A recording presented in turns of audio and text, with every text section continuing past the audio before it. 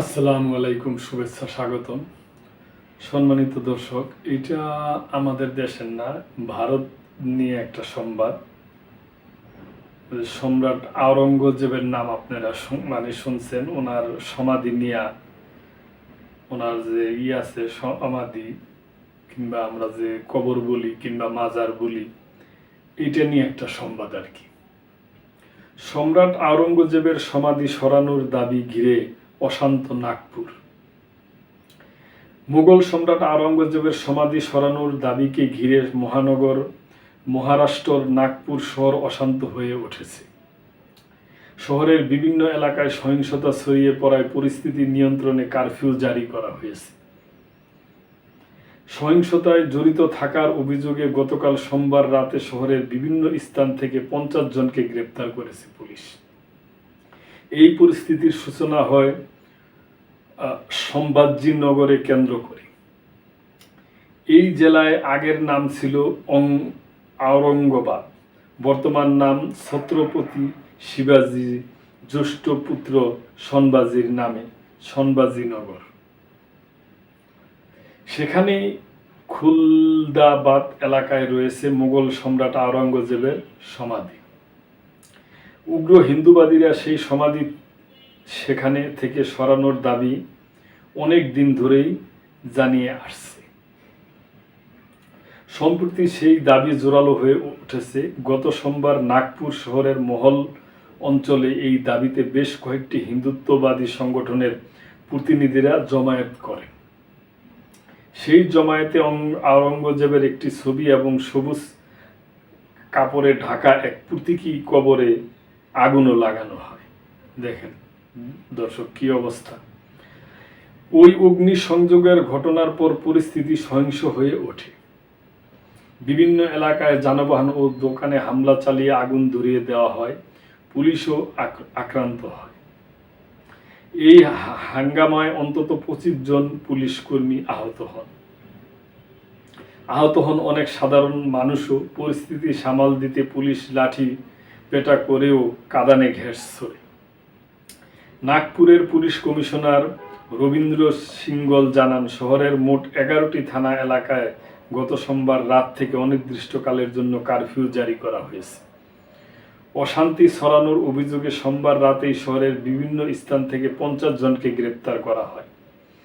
বর্তমানে পরিস্থিতি থমথমে। আওরঙ্গজেবের হাতে সম্ভাজি মহারাজ্যর মৃত্যু হয়েছিল।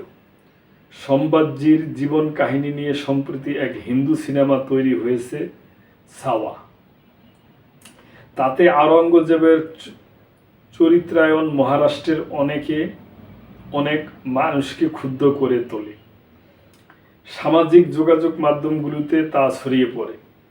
এই ভাবাবেগকে হাতিয়ার করে কিছু উগ্র হিন্দুত্ববাদী সংগঠন আওরঙ্গজেবের সমাধি রাজ্য থেকে সরানোর পুরানো দাবি নতুন করে তোলে থাকে।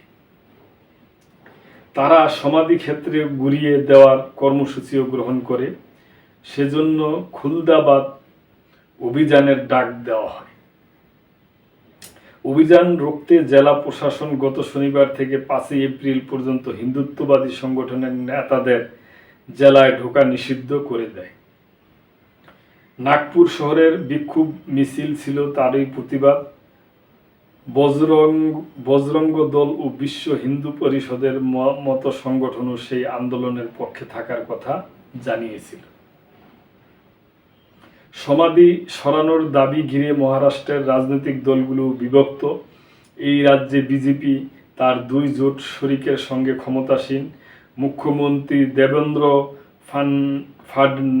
ফাডনবিস নাগপুরের মানুষ জনগণকে শান্ত থাকার অনুরোধ জানিয়ে তিনি বলেন, নাগপুর শান্তির জায়গা। নাগপুরবাসী সর্বদা মানুষের সুখ দুঃখের সঙ্গী।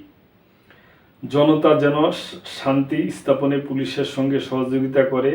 তার অভিযোগ নাগপুরে যা ঘটেছে তা তার সরকারের বিরুদ্ধে এক গভীর চক্রান্ত।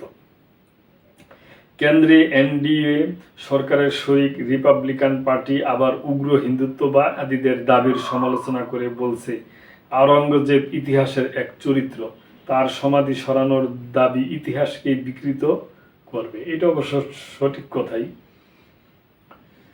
কংগ্রেস বলেছে মারাঠা ভূমিতে আওরঙ্গজেব পরাস্ত হয়েছিলেন, এটাই ইতিহাস।